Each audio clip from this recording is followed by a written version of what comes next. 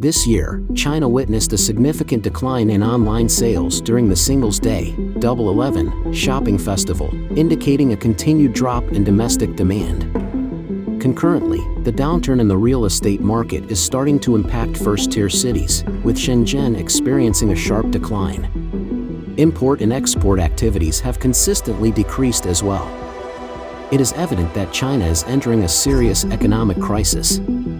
Interestingly, some local officials are facing unusual charges, marking a trend where they are held accountable for economic challenges. The next 2 years are likely to be a challenging period for Chinese local officials. Meanwhile, alarming reports of banks struggling to cash bills add another layer to China's financial crisis.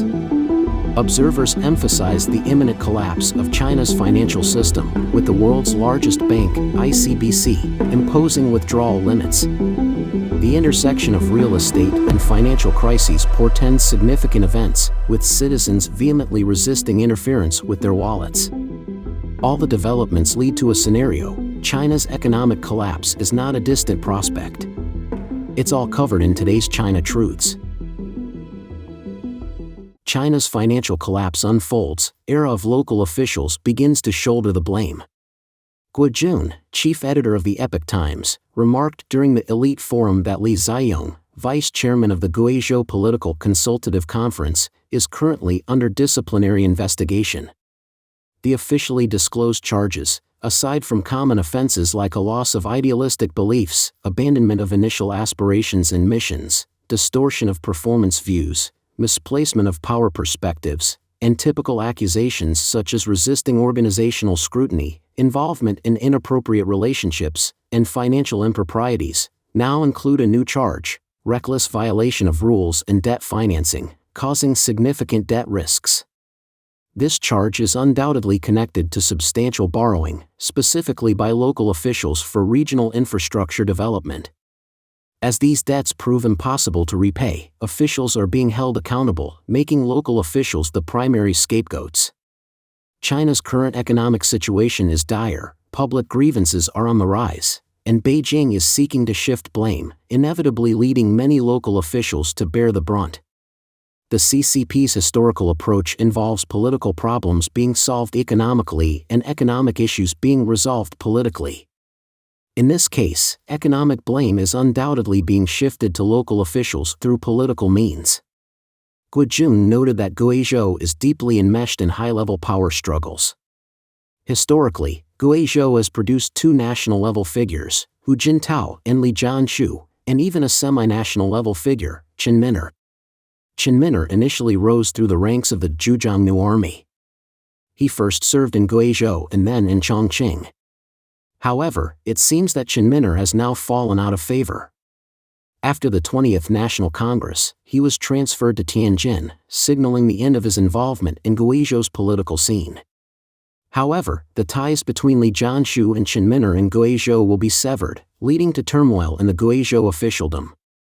The most critical issue, though, is that Guizhou's economy is facing significant problems.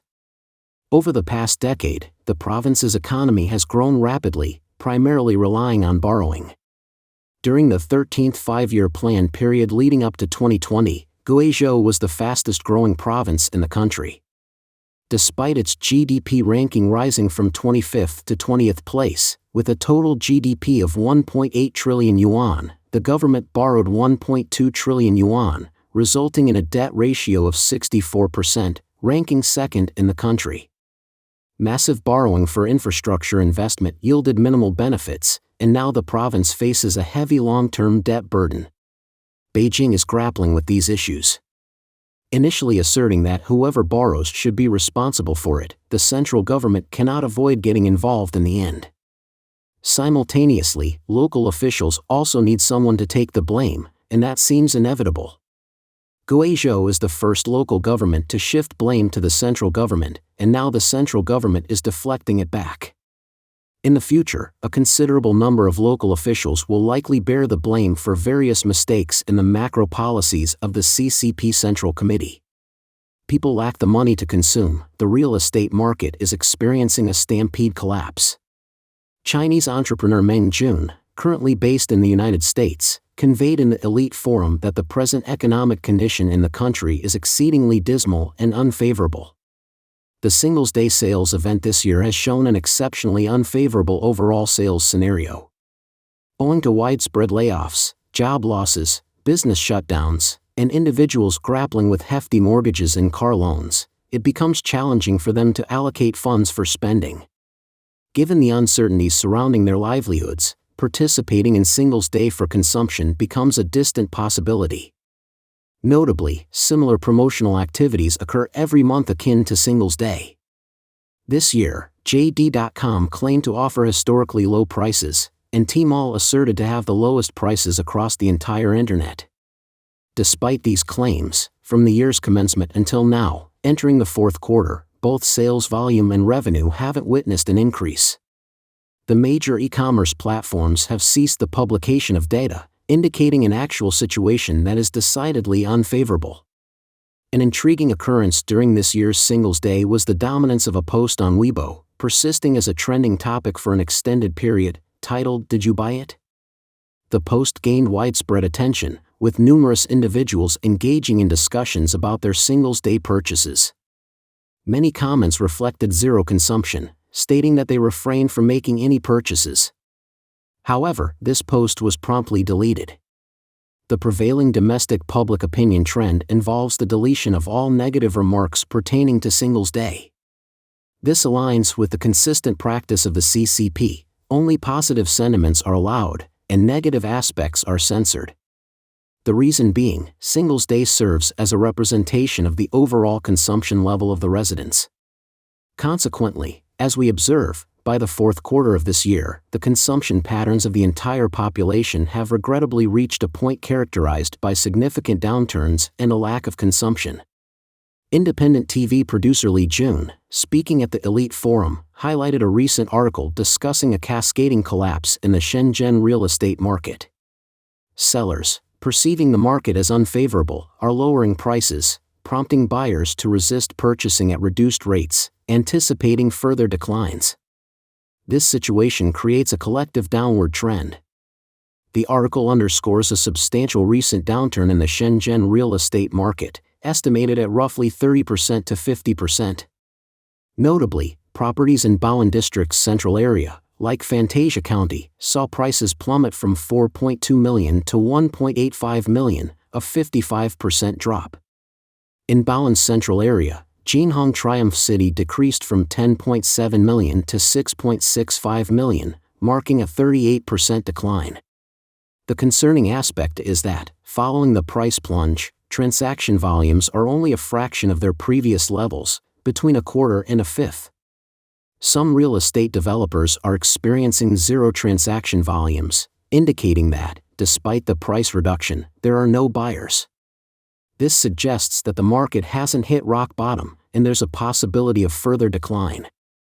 If this trend persists, by year-end or the following year, commercial property prices in Shenzhen might experience an 80% to 90% drop, making a substantial collapse highly likely. The world's largest bank default, China's financial collapse, is now evident. Shi Shan, senior editor and chief writer at Epoch Times, expressed in the Elite Forum that China's economic challenges go beyond the real estate sector. It appears that blame may need to be assigned, a practice that previously often targeted external forces, particularly the United States. Previously, the U.S. would shoulder a portion of the blame, and Premier Li Keqiang and figures like Deng Xiaoping, Hu Jintao, and Jiang Zemin would also bear responsibility. Now, there's a growing sense that local officials should also take a share of the blame to alleviate the burden on the central government. Currently, the most severe situations are in Qinghai and Guizhou, both of which have seen rapid economic growth by heavily relying on extensive borrowing for construction projects. Guizhou, facing challenging geographical conditions and limited economic development opportunities, has invested substantially. However, the inability to generate corresponding benefits hinders debt repayment, creating unsustainable conditions. Consequently, local officials in these regions might be the first to face accountability. Shi Shan also highlighted a potentially alarming development. There are reports of many banks currently experiencing difficulties in cashing bills. Essentially, when individuals deposit money into banks and later attempt to withdraw it, the banks are unable to provide the funds. This situation could pose a severe problem for businesses. Meng Jun also discussed a significant issue in China involving an investigation by the Shanghai Securities Regulatory Commission. The case revolves around Chaozhou Airlines, a Hubei-listed company that deposited 60 million yuan in the Industrial and Commercial Bank of China's, ICBC, North Nanjing branch in March. However, when attempting to withdraw the money in October, the funds were gone, leaving only 50,000 yuan in the account. This incident, where 60 million yuan from China's sixth-largest bank was transferred without a trace to unknown entities, has become increasingly common in recent years, particularly since the onset of the 2019 pandemic. Deposited funds have inexplicably been transferred away, with the largest case in Nanning, Guangxi, involving 250 million yuan disappearing. This situation is alarming, with unimaginable events occurring and banks operating in this manner.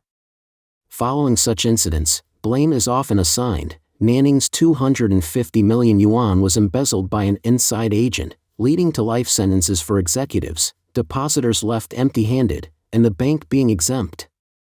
Considering this, Meng Jun has consistently emphasized that after the real estate industry collapses, a more significant crisis emerges in the financial sector. Presently, all 6 major banks across China have imposed limits on transfers and withdrawals, a phenomenon observed in various provinces and cities.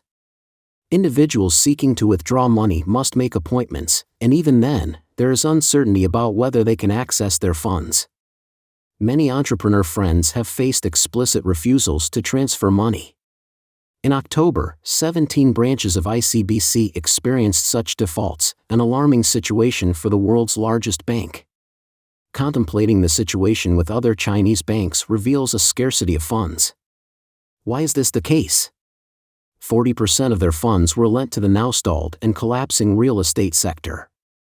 This predicament is leading to the inevitable collapse of China's financial system, a situation already apparent.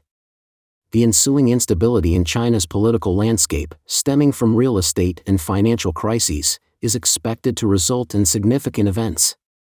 For the common people, interfering with their wallets is met with fierce resistance. This sentiment will undoubtedly prevail. Meng Jun noted that many friends in the business sector have awakened to these issues by the end of this year's fourth quarter. Initially, they were optimistic at the beginning of the year, asserting that China's economy would not collapse. However, their silence now indicates that they, too, have encountered problems. The overall deteriorating environment has significantly impacted their enterprises, especially in industries related to real estate, both upstream and downstream. Those involved in construction materials within industrial parks, for example, are facing dire situations as real estate companies owe substantial sums to banks and suppliers. Consequently, these upstream and downstream industries are burdened with significant debts. While some in the business sector have recognized these challenges, a significant issue is the difficulty in selling or transferring assets, as there are no takers. Many are struggling, having hoped to endure for another year, anticipating a post-recovery period with profitability and potential for economic growth 3 years after the pandemic. Unfortunately, such development has not materialized. Instead, what lay ahead was a deteriorating situation, ultimately leading to a dead end. Don't forget to leave a comment in the section below to share your opinions on today's topic with us. Make sure to like and subscribe to see more interesting topics from China Truths.